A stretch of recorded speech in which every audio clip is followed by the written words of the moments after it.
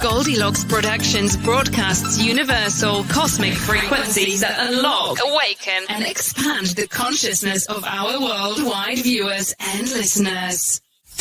Welcome, ladies and gentlemen. Enjoy the Goldylocks Productions presentation of the In the Psychic Flow Show with Carolan Carey. Well, good evening, everyone. Welcome to In the Psychic Flow. I am delighted this evening to have two very special guests.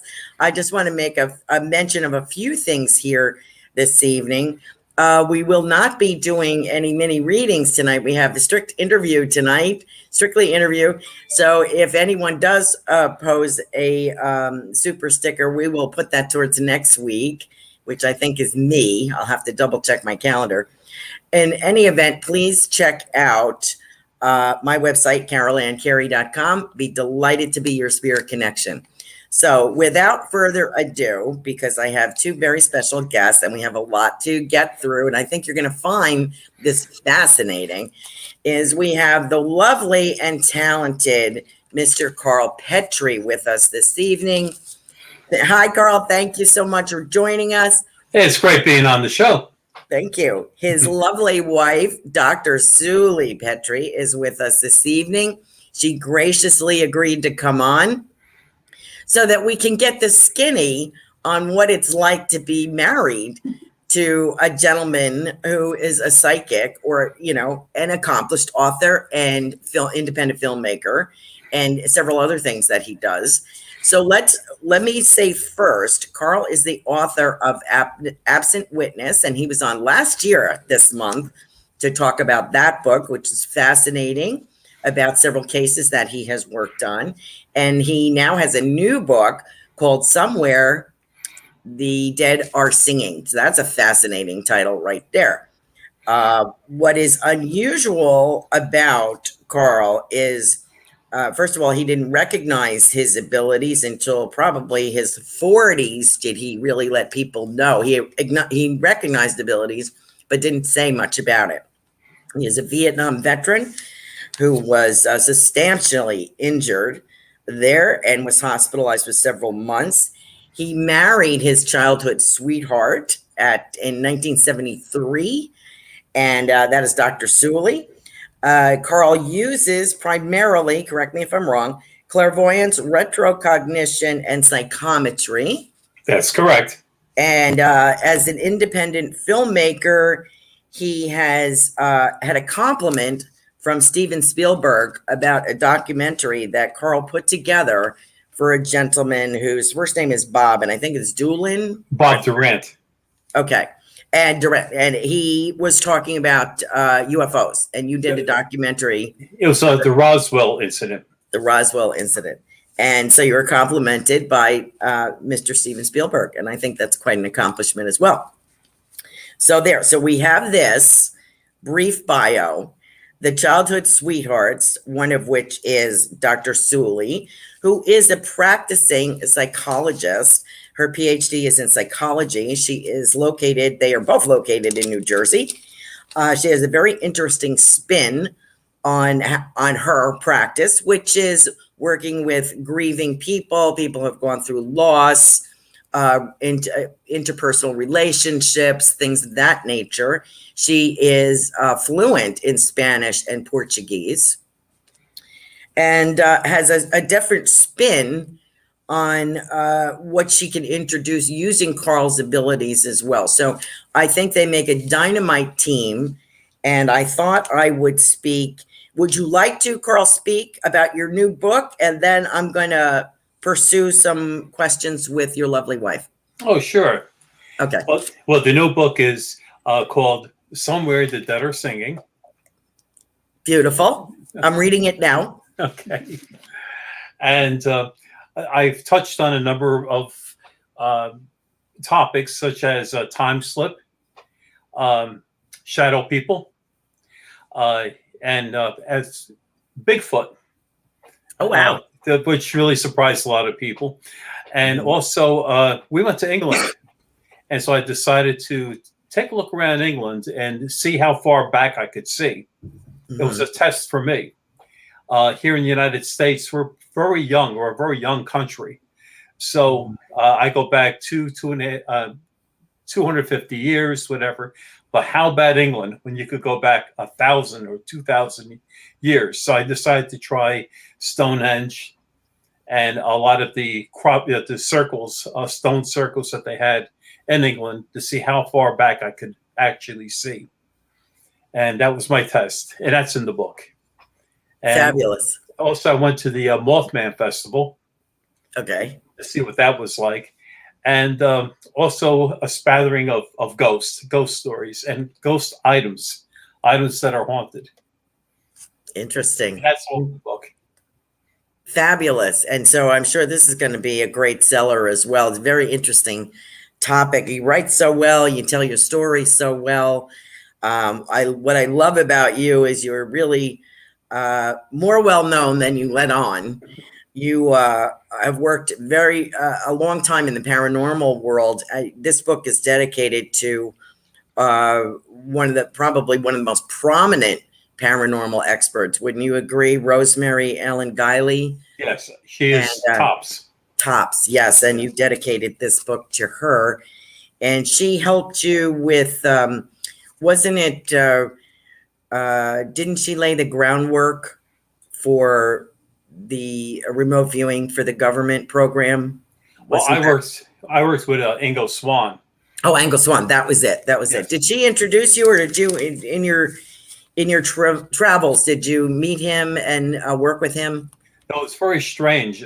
When I first started going to the Parapsychology Foundation, people, I told them what I could do. And so I would just do it. And they were amazed at what I could do. So the word got back to Ingo. And there was a very famous friend of mine, the English psychic, Paula Roberts. Oh, okay. And Paula Roberts spoke to Ingo, and Ingo said, I'd like to meet him. So one day when I was at the foundation, I heard, Ingo Swan wants to meet you. That's like, Howard Hughes wants to see you. He really doesn't see people. Now he's a recluse. So I went to see him, and he was smoking a cigar, and he said, I heard a lot about you. And it seemed like he heard more than I thought he heard about me. And so he tested me while I was there at his studio. And from then on, we were very, very good friends. And that's how I got introduced to remote viewing. And eventually I got tested by the CIA, which is also in the book. That's fascinating. And you're so accomplished. You've worked a lot of cases: homicide, kidnapping, missing persons. You don't do readings per se, no. But you decide on the situation or the events surrounding a situation, whether you're going to take that case or not. Am I saying that correctly? That's correct. I never have charged for what I do. If I like a case and I take it, like I said, there's no cost. It will cost me money to investigate the case. Right. And I do it. And sometimes it comes out well, sometimes it doesn't. Not from my perspective. The people let me down. The people I'm doing the work for. That's fascinating. Thank you so much for what you contribute, both of you, to what you contribute to our society. I'm very impressed, Sueli, if I may call you that. Yes. With Karl's humanity, his humility. He's just seems like such a regular guy. What's your perspective being married to this gentleman for so long? What can you tell us what it feels like to be married to someone like this? Well, I know him so long. Really, what you see is what you get. He is just very humble and very down to earth. He's, I think you wrote about this in the book too, but that it's really one thing that he learned, like from working at the Parapsychology Center and different people giving him advice, was to really keep his feet on the ground too, keep his hands and feet like be in this earth. Don't just be totally in the paranormal world. So he does a lot of things. Like today, he had to fix my dad's car battery, and he'll do all those things, different chores, and he's just very handy. In addition to being very cerebral too, and having a lot of cerebral conversations. So I think, when we first started dating, he would say to me, do you see like the streets, the cars are turning old, like old cars? Do you see what I see? And I just thought he had a really good imagination, And I said, no, I don't see it, but yeah, I can imagine it, right? I can imagine these old cars on our city streets. We grew up in Newark, and walking the city streets like this. He said, this used to be a cobblestone street. And I see Model A's or whatever it was that was driving down. And I said, oh, I can imagine that. But he says, but I can actually see it. And then just thought, well, he just has a really good imagination, And then as years went on, he started to really think that there was something wrong with him, and actually went to psychiatrists to be evaluated and all. But his functioning was fine. Everything was good. There was not any mental illness or any other problems. And then he kept not being able to sleep, having problems. Until you went to the parapsychology centers, where I think you found. Right. I went to I was referred to a priest who had like a club, or like I guess you could say like a club of people who had paranormal abilities. And I was guided to him. And it was in Summit, New Jersey. And it was a huge church with a huge building behind it. And I could hear people talking, young people laughing and running around. And so I went into the building and I started climbing the stairs. When I got to the top of the stairs, at the end of the hallway, I could see an office, and there was a priest sitting behind a desk staring straight ahead. He's looking at me, and I was walking towards him. And he goes, "You're Karl Petry." I said, "Yes." He goes, "I knew the minute you walked into the building." Wow. And so I started telling him about the things that I could do. I said, for example, this office, you had wainscoting here, and there used to be a window right where your head is. And I described all this stuff, and he goes, "Yeah, we got rid of that 20 years ago." And I went into more details, and I could see him backing up in his chair as I was talking. And finally he looked at me and he said, "You are beyond anything we could do here for you." So he says, "Why don't you go to the Parapsychology Foundation in New York? I think they can help you." And that's how I got introduced to the Parapsychology Foundation and all the people associated with it. Rosemary Ellen Guiley, Dr. Joanne McMahon, Psychic Paula Roberts, Ingo Swan, all these people. That's fascinating. And did that help you? I would imagine helped you tremendously to realize you weren't alone. Yeah. Yes. Oh, definitely. Then it was strange because they would ask me different questions and I would answer them, and they would just look at each other and just let it go. I wrote about that in my new book, about the things that I was doing there. I recall the one story, which I really liked, was Dr. Joanne McMahon. She's a parapsychologist, and she was director of the Parapsychology Foundation. And I said to her, I could look at a photograph, not all photographs, but some. I could go into the photograph, turn around, and see who took the picture. That's amazing. And she said, "You really can?" I said, "Yes." So she immediately said, "Okay, come to my house," because she lived in New Jersey, "and let's try it out." I said, "Okay." So I went into her house, and she had a dresser with all these family pictures on them. And I looked at the pictures, and I grabbed one, and I held it, and I said, "This I could see." There was two women, one with an apron and one without an apron, and they were standing forward. They were looking forward. I said, this was taken during World War II in Newark, and the person taking the picture, because I could go inside the picture and look backwards, was a man with blue pants, a white shirt. He had a tie on. And I said, but he had a rough time with the camera. I says, he was sort of like holding it very oddly. And the woman with the apron was very nervous because she collected all her ration stickers to buy meat. And it was being cooked. And it was taking so long to take the picture, she was afraid the meat was going to get burnt. Yeah. And so I says, and that's the man who took the picture. She said, okay, thank you. And then I left. So she called the other woman, the woman with the apron. That was her aunt. The other woman was her mother who passed away. And she asked the woman, she said, you know that picture you gave me years ago with you in the garden with Mom, and you had an apron on? Can you tell me the story of that? She goes, I'll never forget it. She goes, that was taken during the war. And she says, we were there to take pictures, and your Uncle Stan was there to take the picture, but he had polio. He couldn't hold the camera.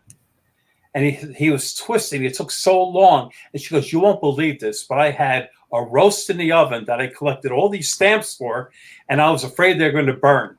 Yeah. And so she goes, okay, thank you very much. And then about an hour or so later, she calls me up and she said, you got everything right.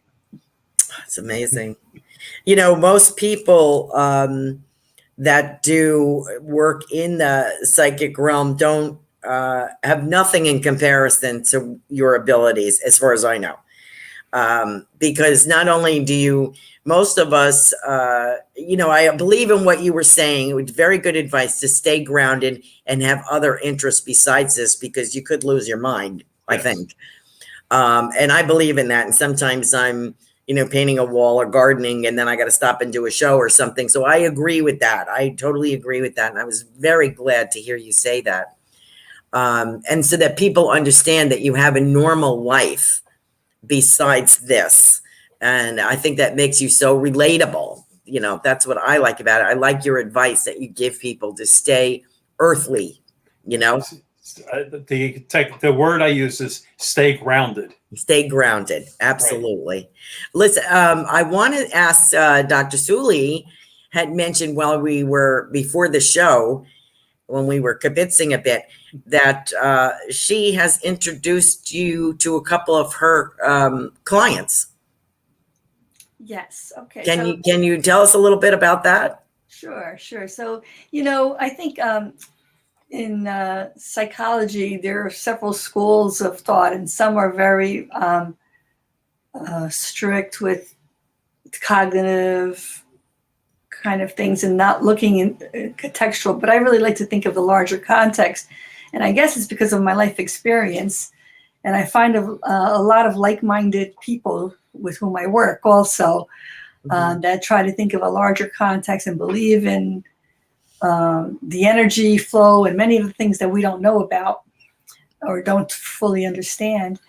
But I work a lot with, all different cases, but particularly in cases of grief, where I've been working. When I recall one case where I was working, I won't, disguise it a little bit to protect the privacy, but working with someone who had lost a young child and was really concerned. Like, I really couldn't help. I was having a hard time helping her. She was so distraught. Mm-hmm. And, after working a few months, usually people improve a little bit with grief, but she wasn't improving. And her main concern was that the child was just lost in the next world, like totally, caught off guard and totally lost. And so I thought maybe Karl can help her with that, So I spoke to her about, can you, we've been working a long time. I know it seems like you're so worried. What are you worried about? And she told me that I really think, like, what if he's just lost and, like, I don't know where he is, did he go to heaven? Where is he? Whatever. She's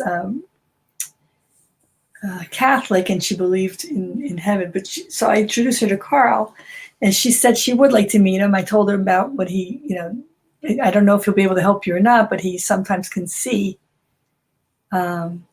people have moved on and can talk to the people who have moved on. And so she wanted to. And it was so helpful because he had some specific things that came through that were messages that only she would relate to, that really helped her, like specific color of our father's suit. Like a grandfather had left, that had died, and was with the child's spirit. And he described the way he looked and the color that he was wearing, which was a specific message to her about the color suit he always liked to wear. And another person who had something in her walk that was a problem with her walk. And he just says, I don't know, I see someone who walks like this and is with him. And it just really helped her so much. She just felt so relieved. That's amazing. What a great combination you both are together. Yeah. It must feel amazing to be able to offer that unique side for your clients, because I truly believe that mediumship is very helpful in the grief process myself. And that's why I do what I do. Mm-hmm. So I totally agree. That is absolutely fascinating.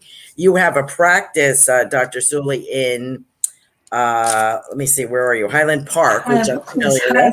Highland Park, New Jersey, yes. Right. And she specializes in grief, loss, anxiety, and personal relationships. You're a graduate of Seton Hall, too, I noticed. Yes. Two of my sisters went there part-time to get their bachelor's while they were in nursing school. And Seton Hall is in Yonkers, right? No. This is Seton Hall in New Jersey. New Jersey, Seton Hall. Okay. Yeah, they were in the Yonkers one, I think it was. Okay. So they're a graduate of that as well. What is it like, Dr. Sueli, to go somewhere that you don't know anyone with, like a dinner party or some kind of event? What's it like going with Karl? Do you tell him to not tell you what's going on in the psychic world, or does he fill you in on people that are attending? No, he usually blocks when we're at a party or something. He tries not to do that. Okay. Because he doesn't want to have a headache, and he doesn't want to. It does take a certain energy, and also I think there's an invasion of privacy sometimes. Yes. I was going to ask about that. Yeah. Because it's important to get someone's permission, I believe, before you read them. They have to want the information, first of all. Mm-hmm. So what do you do, Karl, when you see someone? Because I understand your abilities are sort of automatic. You can only temporarily put them on the back shelf. You can't turn them off, correct? That's true. Yes. So when someone approaches you and you're automatically getting all this stuff, what do you do, like later, or what do you do? Well, it could be very scary. I was at a party once and I saw a man come in with his family. I looked at the man and I knew he was contemplating committing suicide. Oh. So what do? You walk up to the man and say, don't commit suicide in front of his family? You got to keep your mouth shut. So do you tell the host of the party that this man wants to commit suicide? And they're going to say, and where'd you get that information? Oh, I just see it. They think you're really nuts. So it's really a problem. And so you got to keep your mouth shut and just hope that you're wrong. Right. That particular person, 2 weeks later, he jumped off the bridge into the Passaic River. He killed himself. And the problem is what would a person like me do? Yeah, what can you do? You can't do anything. Right. There is, I don't know if people realize there's a tremendous responsibility as well, seeing this. Have you and Sueli discussed why you have these abilities? Or is it hereditary? Is it by accident? Some people's abilities turn on due to trauma? Have you discussed why this has happened? Well, I found out. See, my family are Catholics. And so when I would approach my family, they say, "Oh, we don't believe in it. No matter what I do, we don't believe it. We don't believe in it." Because I believe it scares them. Okay. So what happened is my aunt, my mother's sister, was dying. The last day that she was alive, I was in a hospital with her, and she turned to me and she said, "Your grandmother had the same ability that you have." Oh She my said, gosh. in Europe, people came from miles around just to talk to her because she had the ability. And here, but then the next day, she died. But it took her to their deathbed before somebody from my family told me that somebody else in my family had that ability. That would have been helpful, perhaps. Yeah, it would have given you peace of mind. Yeah. I think they were afraid of it. I think they were really just afraid of it. All right. Yeah. I'll give you another example, which I think is kind of funny. I looked at my mother, and I saw her with a black dress with a slit up the side where her leg is. And my mother was a singer back in the 1940s. Wow. I saw her laying on top of a piano in a lounge singing. So I said to her, one day I just looked at her and I said, "When are you going to tell me about that lounge during the war where you were singing in a cocktail lounge?" She goes, "What are you talking about?" I says, "You were singing at a lounge." I says, "With that black dress with the slit up the side." And I says, "Then you were laying on top of the piano." She goes, "I don't know where you're getting that from. I don't know where you're getting that from." And she denied it. Years were going by. And every few years, I would bring it up again and say, "When are you going to tell me about singing in a lounge with the black dress with the slit up the side?" And she said, No. I don't know what you're talking about. Till finally, she moved to Georgia. I went to visit her, and it was Christmas time. And we both had Manhattans. We were drinking Manhattans.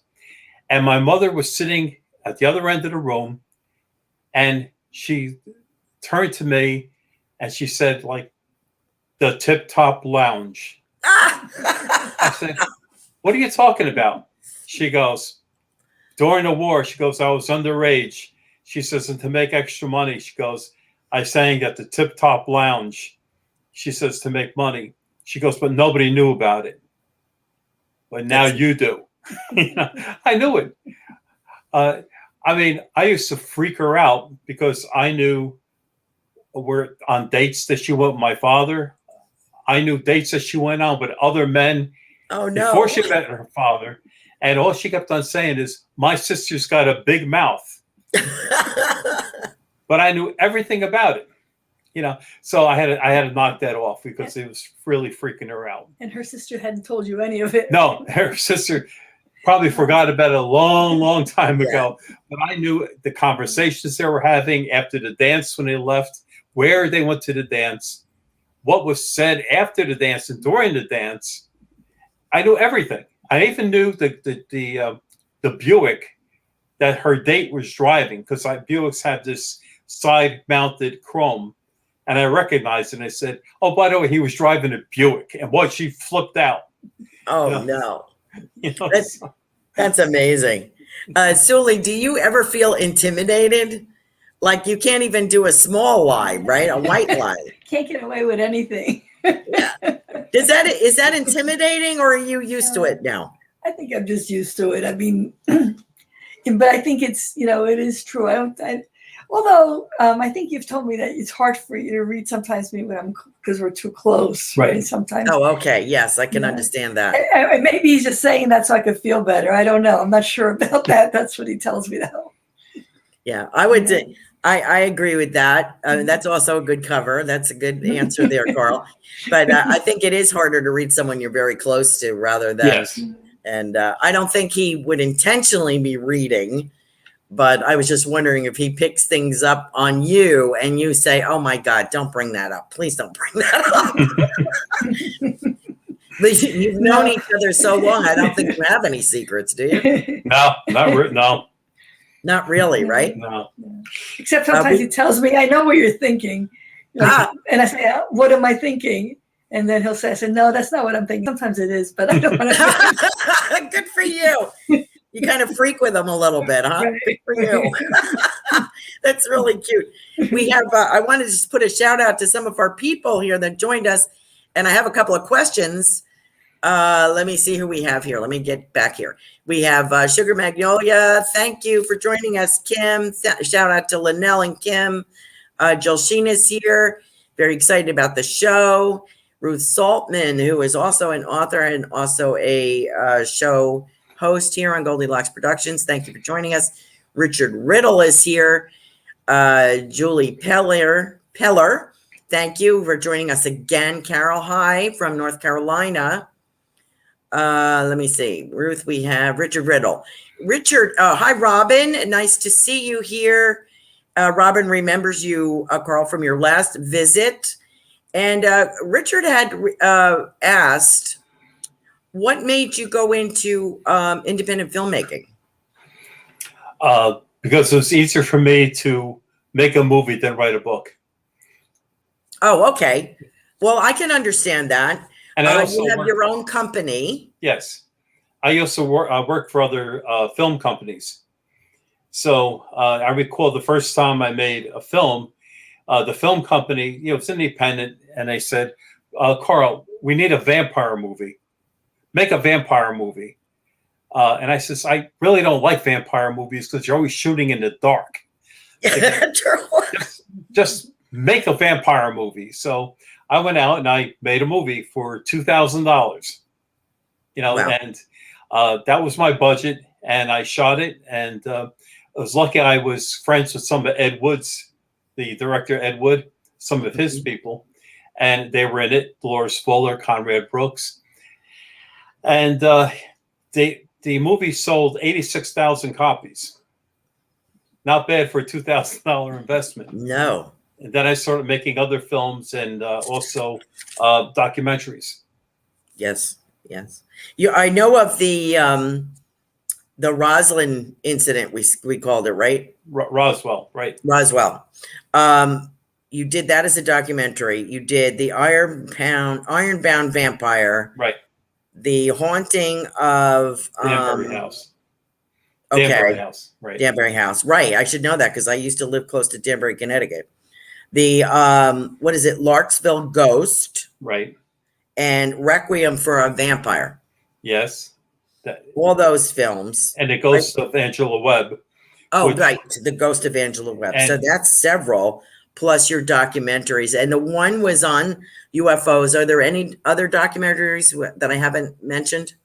Well, I'm working right now with another filmmaker, the history of Teddy Ruxpin.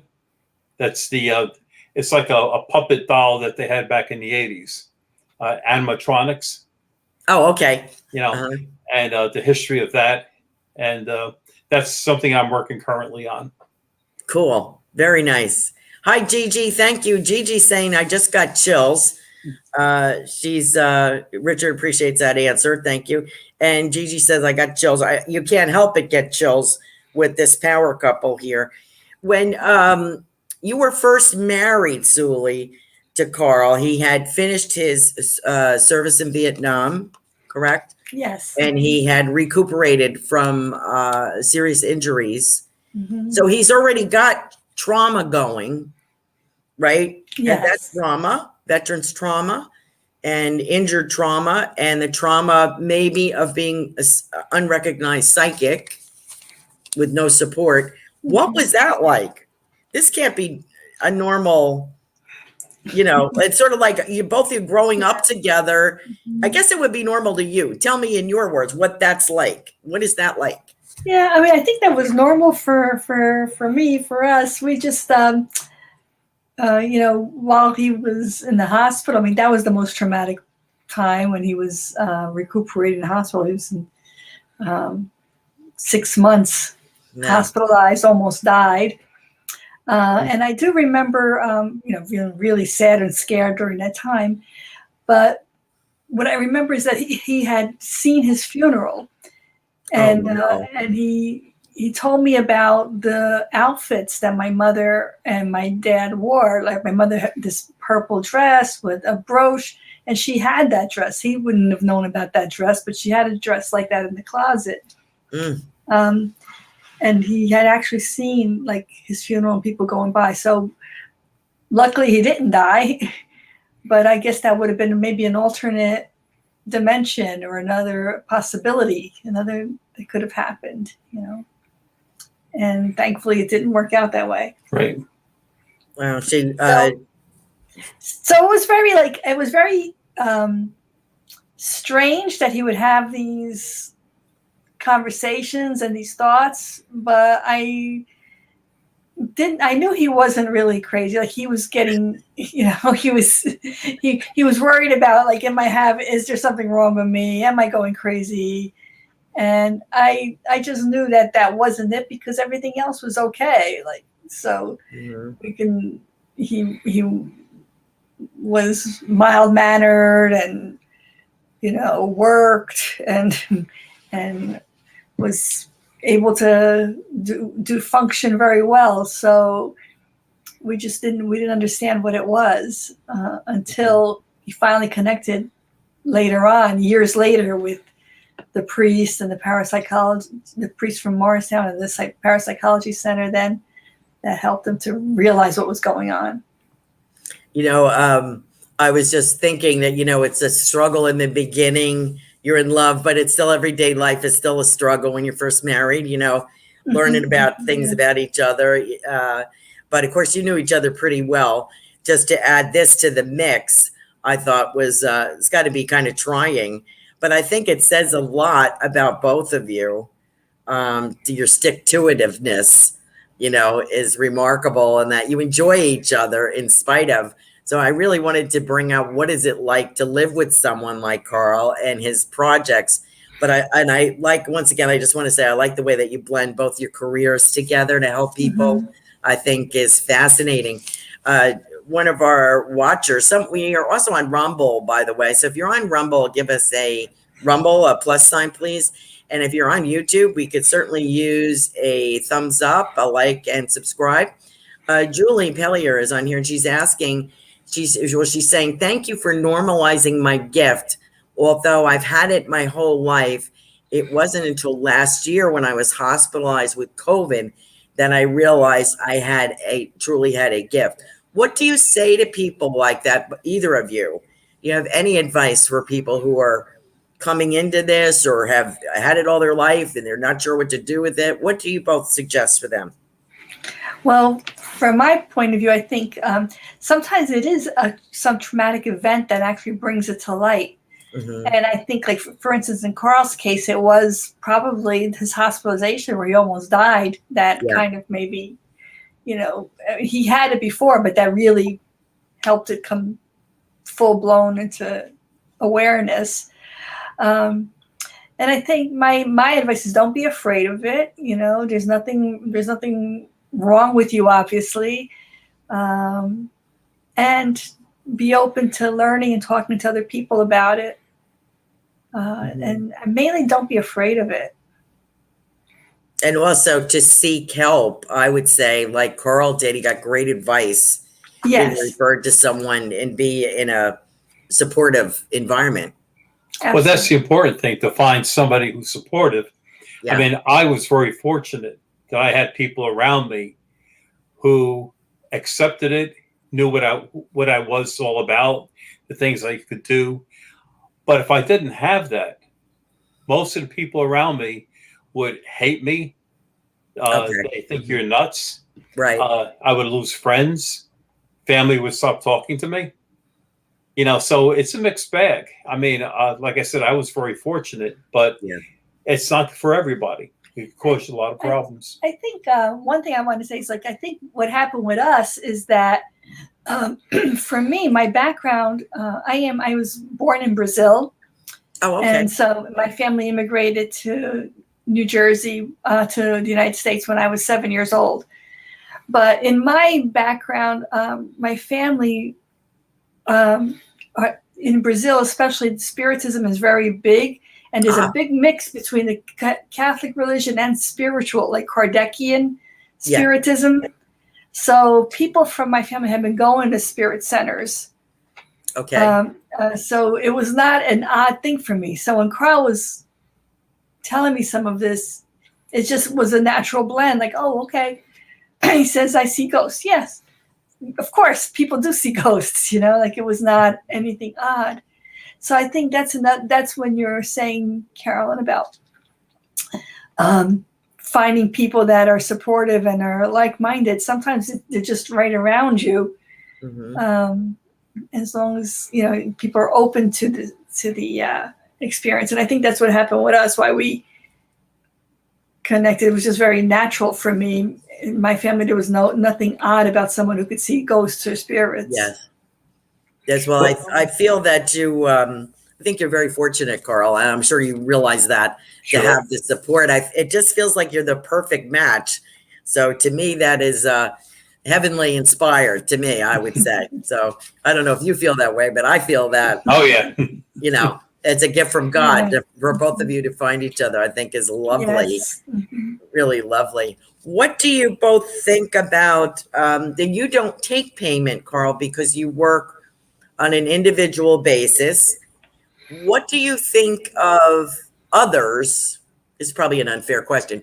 What do you think of people who are well-known and out there that do this kind of work? What do you think about that? Do you think there's a lack of sincerity, or is that something, are you glad you're not like that?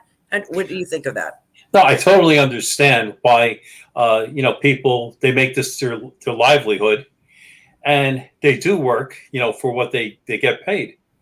Mm-hmm. If they were really bad, they're not going to be in business for very long. They're going to be out of business. But people who are good do deserve to charge, and I see no problem with that at all. I only look at perspective from my perspective, because I'm not like other psychics. I don't do it for a living, and I don't tell people what they want to hear. Right. That's one of the problems. It's if you tell, like, if I start to charge, in order to keep in business, I better tell them something that they want to hear. If I tell them what they don't want to hear, I'll be out of business real quick. So I don't ever charge. But even so, I've heard you say to me, like, it's, we have a lot of good friends that are psychics and do charge, and we think they're perfectly ethical and are, there's nothing wrong with that, and they're being ethical. It's just, there's also a certain preparation you have to do. You have to have a certain preparation, you have to have a certain training, and you have to have a certain frame of mind to be able to do that. And I don't think you really want, that's not really what's in your heart, what you feel like doing, right? No. For you. It's, it's like, if I see something, or if I take a case, I have no time to play around. I'll just say exactly what I see and tell them. It may not be what they want to hear, but it's, I find it to be the truth. I have a funny story about that. This is just Karl's personality.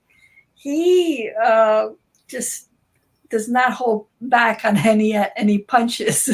So, he'll, like, in family situations and with friends, it's like very hard for him to sugarcoat anything. So I remember one time being a long time ago, going to a movie, taking my nephew to the movies. Karl and I had taken my nephew to the movie. My nephew was 10 years old at the time, and there was somebody interviewing at the end of outside the movie theater. Interview, what did you think of the movie? So Karl got right on there and says, was telling him everything that was wrong about the movie, what he didn't like about it. And my nephew was he was like, oh, wow, Uncle Karl, like, he's just telling like it is. Yeah, right. He's letting it rip. Yeah, he just lets it rip. So I think it's just his personality. I don't, so I think that's when you're saying, I don't tell people what they want to hear, but I think it's just like how you are about everything. I think as far as like the way we feel, well, I think we've talked about this a lot, the way we feel about psychics who do charge. There are a lot of very good psychics who charge and should get paid for what they do. Why not? It's just not you. That's not my cup of tea. Yeah. Mhm. You know, if You I have quite an eclectic group of friends that that you've accumulated through this, both of your paths, I would imagine. Yes. What's a dinner party like at your house?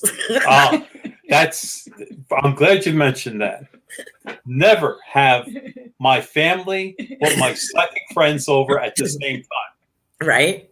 Because I recall I had Ingo at the house with my family, and also Paula Roberts was at the same party with my family. Oh boy. So Ingo's sitting there, and he goes, he says, I checked out Mars. I was on Mars looking at it. And my family looks at him, and Paula says, well, I've been to the moon. And this is a normal conversations that we have when I'm with them. But here's my family, and they're listening to these people, these adults, saying that they traveled to different, They just didn't mix. different planets. They never mix. You never put them together. Yeah. That's good. Yeah, it's got to be like, could get dangerous there. Be throwing some meatballs or something. I don't know, So what it's like at our dinner parties, they're very small. We just separate different groups. That's very smart. What do you do, Karl? Do you use this intuitiveness? And since your family is familiar with this too, I wanted to ask Sueli about her intuitiveness. Karl, do you use this to in your own life? Like, I'm not going to go right today while I'm driving. I'm going to go left because I feel there's an accident going to the right. I'm not going to take this project on because I think this guy is, a little shifty. Do you use your intuitiveness in your everyday function? Oh, sure. When with Rosemary Ellen Guiley, we would sit down and she would talk about different events that were coming up. And she said, here's a picture of the guy running it. And I would look at the picture and say, stay away from this guy. He's bad. There you go.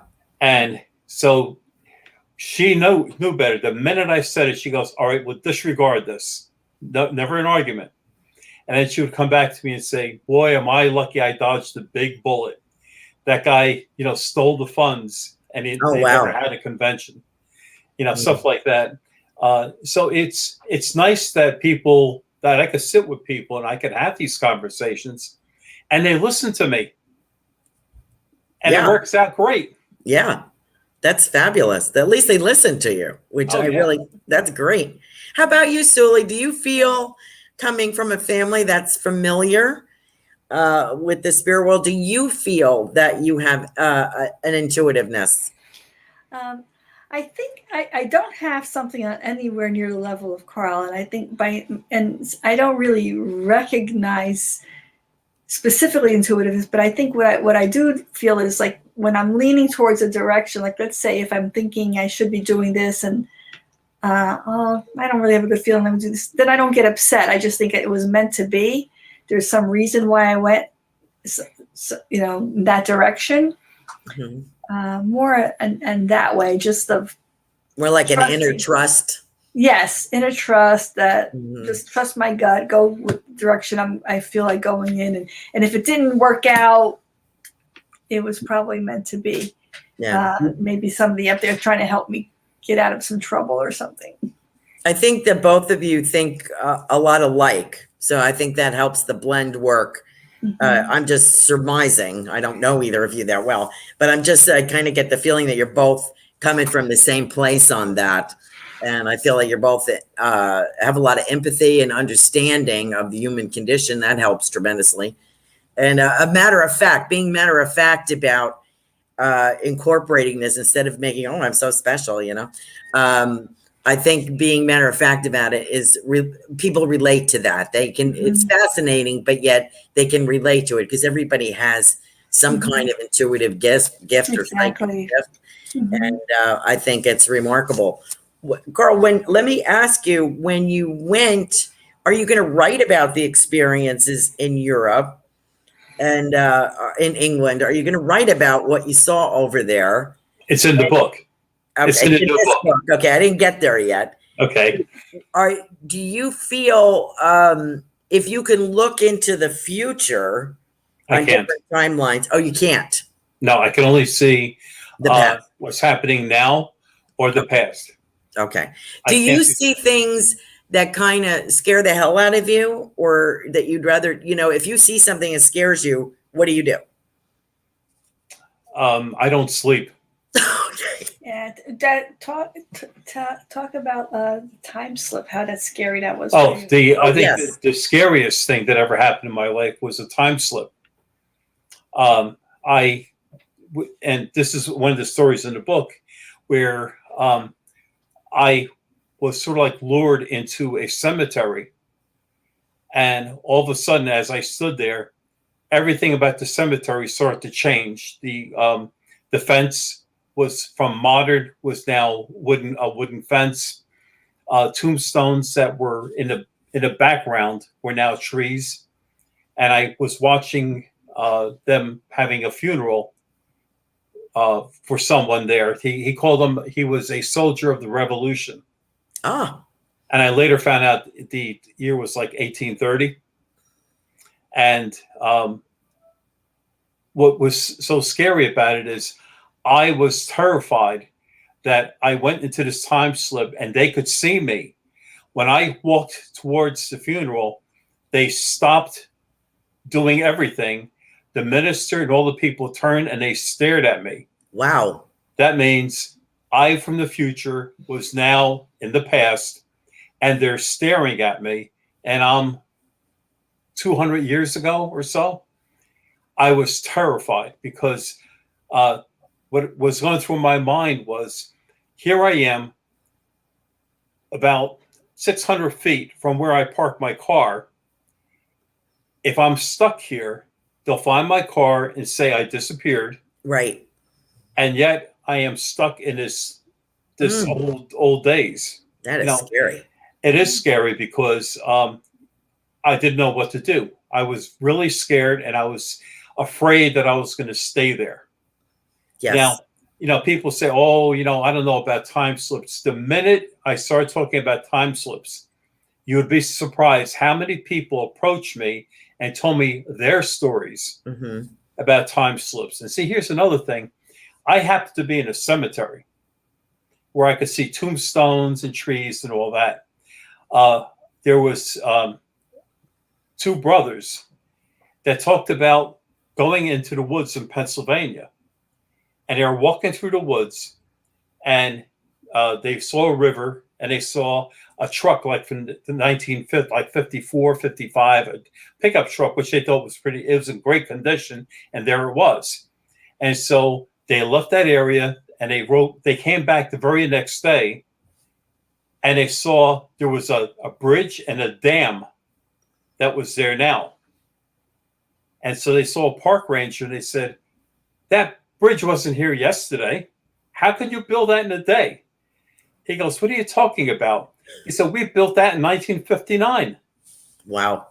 Two brothers are walking in the woods, and they walked through a time slip, and they walked back prior to 1959. And they came back.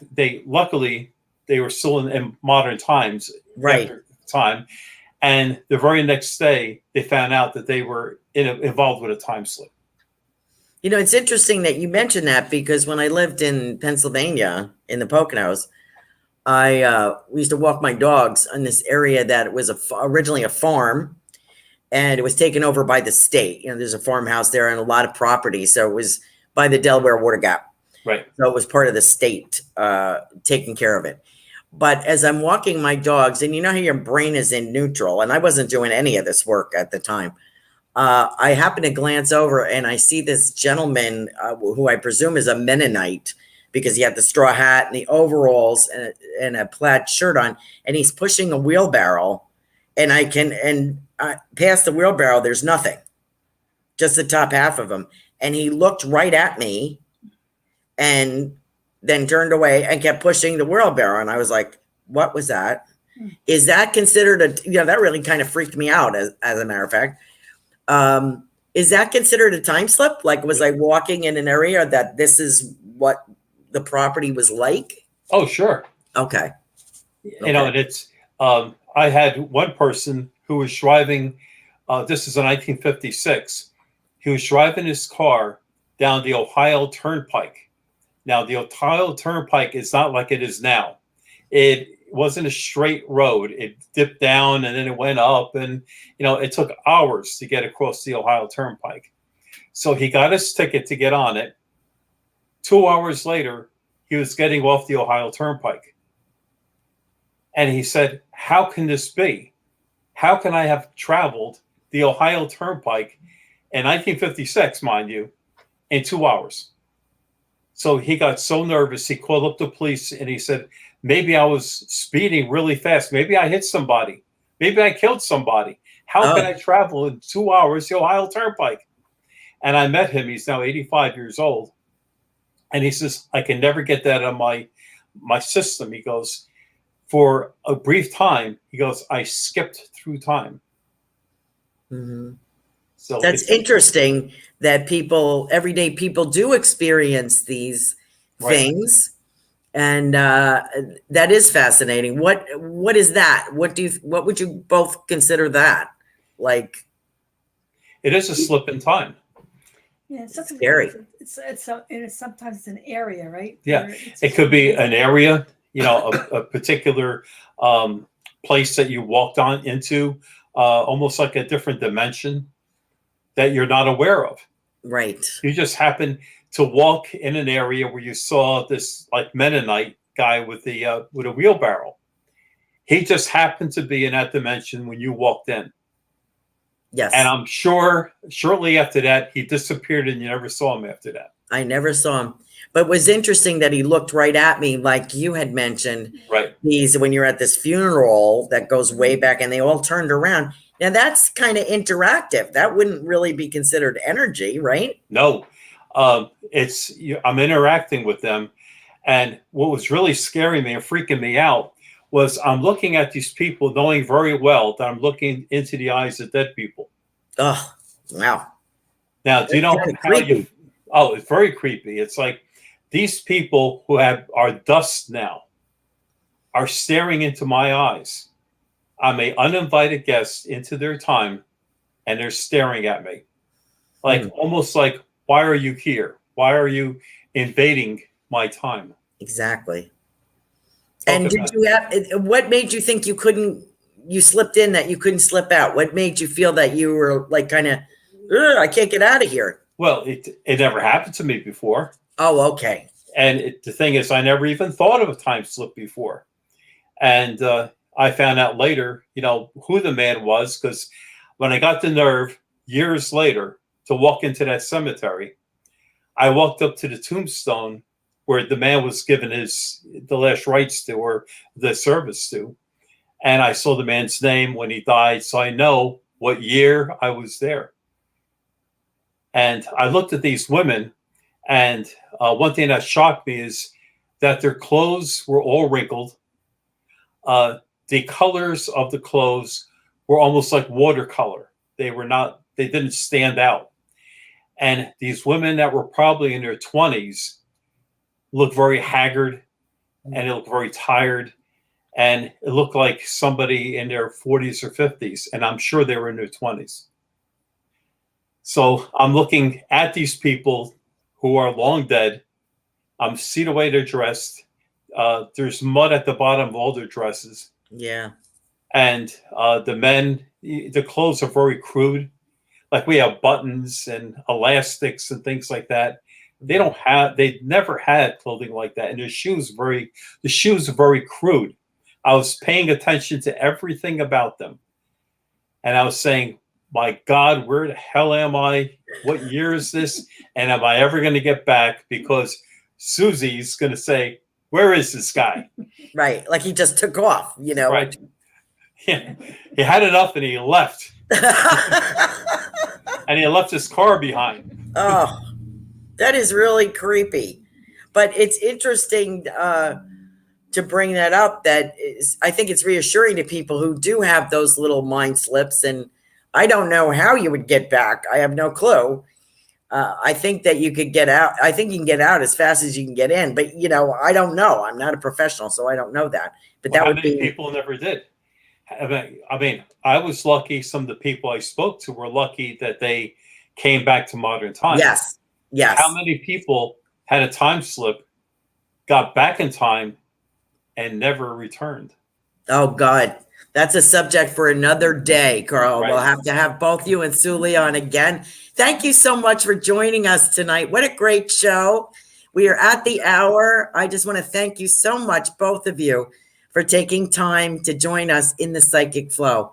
And I look forward to talking more with you both, and best of luck. Thank you. It's great being on. God bless you. Thank you so much. Bye-bye now.